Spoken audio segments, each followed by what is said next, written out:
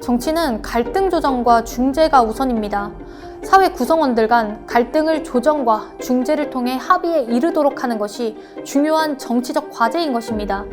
하지만 해방 후 친일 세력이 청산되지 못하고 우리 국민과 국가를 이토록 갈라치게 해왔던 것이 수구보수 세력의 실체적 모습입니다.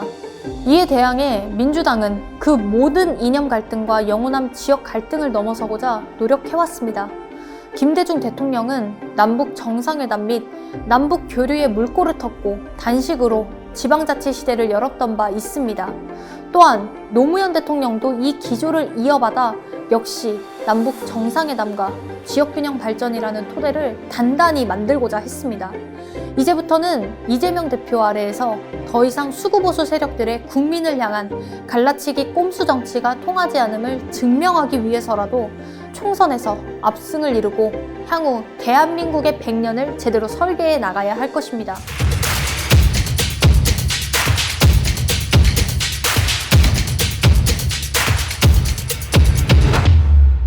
갈라치기란 용어는 원래 바둑에서 사용되는 용어로 상대의 세력권 한가운데 돌을 둬 세력을 분산시킴으로써 상대 세력이 확장되지 못하게 막는 수법입니다. 정치에서 갈라치기는 논쟁적 이슈를 통해 유권자의 찬반을 가르는 것인데 역사적으로 수구보수 정치인들은 끊임없이 갈라치기를 감행해 왔습니다.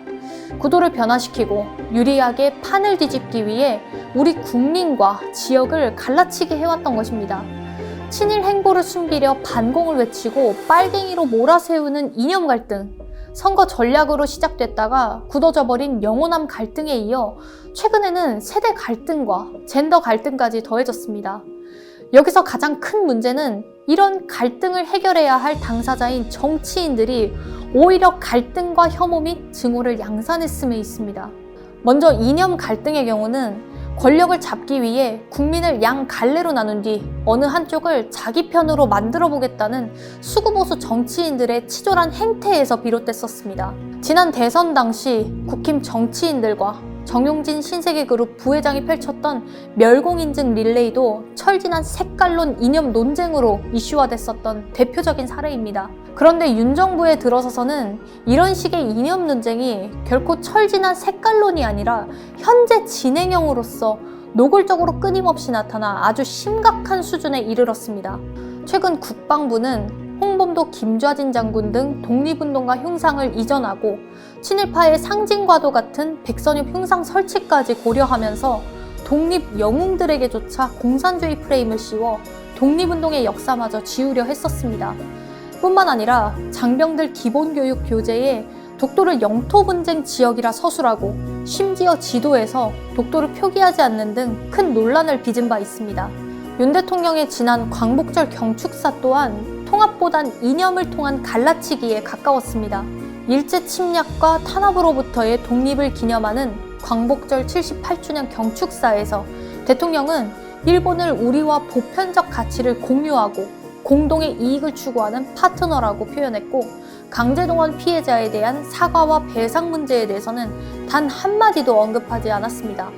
오히려 공산 전체주의 세력은 늘 민주주의 운동가, 인권 운동가, 진보주의 행동가로 위장하고 허위선동과 야비하고 폐륜적인 공작을 일삼았다라면서 민주주의 진영 세력을 북한에 비유해 날을 세웠습니다. 결국 자유민주주의 세력 대 공산 전체주의 세력이라는 대립구도를 내세우면서 광복절 경축사를 6.25 전쟁 기념사처럼 발언해 큰 물의를 일으켰던 것입니다. 이처럼 윤 정부와 국힘 그리고 수구보수 언론까지 포괄하는 수구보수 세력들은 역사적으로 일제강점기 친일의 행적을 숨기고자 반공을 명분 삼았습니다. 또한 식민지 근대화론을 내세우면서 친일을 합리화하는 뉴라이트 이념을 강조했습니다. 윤 대통령은 말로는 국민통합을 외치지만 실제로는 강제징용 제3자 변제, 오염수 방류를 동조하는 등의 친일 행보를 보이며 이에 반대하는 국민들과의 이념 갈등을 조장하며 퇴행하고 있는 것입니다. 이처럼 우리 정치가 아직도 친일 및 반공 이념에서 벗어나지 못하고 있는 이유는 해방 후 이승만 정권이 친일과 반공주의를 지배 질서의 구축 기반으로 삼은 데서 비롯됩니다. 이승만 정권은 일제 친일 관료들을 영입하는 등 친일파를 우대하면서 정부에 반발하는 사람들을 모두 북한 공산주의에 동조하는 빨갱이로 몰아붙였습니다. 그리고 반공이 곧 애국이라는 사상을 강요하였습니다. 이러한 기조는 박정희 시대에도 그대로 이어져서 박정희 독재 체제를 반대하는 자들 모두를 빨갱이 용공 세력으로 몰았습니다. 그리고 박정희 시대에 들어오면서부터 특히 영호남 갈등을 유발시키며 지역주의에 기반한 새로운 갈라치기 전략을 내세웠습니다. 1971년 제7대 대선을 3달 앞둔 1월 27일에 김대중 후보가 미국 출장길에 오른 사이 자택에서 폭발 사고가 터졌고 당장 유력 대선 후보를 노린 테러, 주목을 받으려는 자작극이라는 주장이 나왔었습니다. 이 문제로 당시 국회는 특별조사위원회를 구성하고 특조위 회의를 열었으며 당시 엄창록의 자택 상공에 헬기가 출현해 위협적인 비행을 하기도 했습니다. 김대중 자택 폭발 사건이 오히려 폭발 사건을 조사하는 척하며 김대중 선거 전략을 파악하려는 것은 아닌가 하는 더 구체적인 의심이 생겨날 수밖에 없는 정황들이 계속되었던 것입니다. 실제 선거의 명수 엄창록이 선거일을 11일 앞둔 4월 16일 돌연 잠적했고 김대중의 부인 이희호는 엄창록의 집을 찾아가 혼자 울고 있던 엄창록의 부인에게 남편이 어디로 갔는지 모른다는 대답을 들었습니다. 그리고 김대중 비서 김옥두가 부인에게 들은 바로는 4사람이 엄창록을 데려갔다고 말했습니다. 이런 정황 때문에 김대중 측은 중앙정보부의 공작을 의심할 수밖에 없었습니다. 그 당시 박정희 정권의 산업화가 경부 측을 중심으로 진행되어 호남의 소외의식이 가중된 가운데 민심의 이반이 심각했었습니다. 그런 와중에 선거 막판인 4월 24일 부산과 대구 시내에 호남 향후의 명의로 호남인이여 단결하라와 같은 전단이 뿌려졌고 마치 짜고 친 듯 경상도 사람은 경상도 사람을 찍어야 한다는 선동이 출현했던 것입니다. 결국 김대중과 함께하던 엄창록이 배신해서 중정에 붙어 만든 전략이라는 추정이 따라 붙었습니다. 엄창록이 다시 발견된 것은 1971년 6월경이었고 김대중과 다시는 만나지 않았지만 김대중 측 인사와 마주칠 때면 속리산에 납치되어 있었고 중앙정보부에 회유되어 도와준 일은 없다고 밝혔습니다. 중정에서 근무했고 후일 김대중 정부 초대 국가정보원장이 되는 이종찬의 일기 내용에 따르면 김대중의 조직참모 엄창록을 회유해 우선 200만 원으로 병치료와 요양을 구실로 속리산으로 피신시켰고 엄창록의 명단에 따라 사조직을 완전히 밝혀냈으며 엄창록은 그 대가로 2천만 원을 받았고 선거 후 생계도 책임지도록 했다고 언급되어 있습니다. 이렇게 1971년 대선 때부터 펼친 영호남 갈라치기 전략 때문에 지역주의가 분출되기 시작했고 영남 여당 우위, 호남 야당 우위는 1967년 대선부터 드러나게 된 것입니다. 갈라치기 정치하면 전가의 보도처럼 여겨지는 영호남 갈라치기가 바로 이렇게 시작된 것입니다.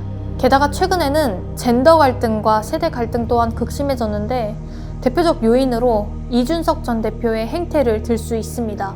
먼저 이준석 전 대표가 20대 남성 유권자의 표심을 겨냥하면서 20대 대선 전후에 여성 할당제, 여성가족부 폐지를 주장하면서 남녀 갈라치기를 통한 젠더 갈등을 심화시켰습니다. 이준석은 여성들이 이미 약자가 아니며 약자 프레임을 지속하는 게 오히려 성역을 만드는 것이라면서 여성 할당제 폐지를 주장했습니다. 그뿐만 아니라 세대 갈등을 노골적으로 되새기면서 소위 세대 포위론 전략을 구사했습니다. 국힘의 전통 지지층인 고령층 표에 20, 30대 표를 더해 40, 50대의 민주당 지지세를 누르겠다 자신만만해 했었습니다.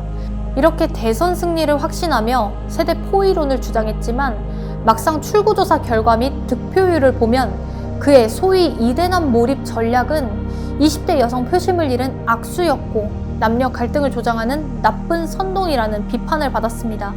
심지어 국힘 내부에서조차 갈등을 조장하지 않고 젊은 여성 표심을 정상적으로 얻었으면 0.73이라는 박빙 승부로까지 내몰리지 않았을 거라는 분석마저 나오기도 했습니다. 이처럼 이준석 전 대표는 여성이나 사회적 약자를 맨 주먹으로 같은 링 위에 올려 싸우는 게 공정하다면서 약육강식적 공정 경쟁을 표방했습니다. 그리고 현재 윤 정부는 마치 최악의 종합 세트인 양 앞서 말씀드린 모든 종류의 이념 갈등, 영호남 갈등, 세대 갈등, 젠더 갈등이 총체적으로 응축된 채 끊임없이 문제를 야기하고 있습니다. 정치는 갈등 조정과 중재가 우선입니다. 사회 구성원들 간 갈등을 조정과 중재를 통해 합의에 이르도록 하는 것이 중요한 정치적 과제인 것입니다. 하지만 해방 후 친일 세력이 청산되지 못하고 수구보수 세력으로 남았고 이승만 박정희 정권에 의해 수명을 연장하면서 한국 사회에서 친일 반공, 수구보수 세력은 늘 본류 행세를 해왔습니다. 우리 국민과 국가를 이토록 갈라치게 해오면서 말입니다. 말로만 국민 대통합을 외치면서 그저 자신들의 이익만 챙기는 식으로 우리 국민들에게 정치 불신과 혐오 정치만 부추겨왔던 것이 수구보수 세력의 실체적 모습입니다. 이에 대항해 민주당은 그 모든 이념 갈등과 영호남 지역 갈등을 넘어서고자 노력해왔습니다. 김대중 대통령은 남북 정상회담 및 남북 교류의 물꼬를 텄고 단식으로 지방자치 시대를 열었던 바 있습니다. 또한 노무현 대통령도 이 기조를 이어받아 역시 남북 정상회담과 지역균형 발전이라는 토대를 단단히 만들고자 했습니다.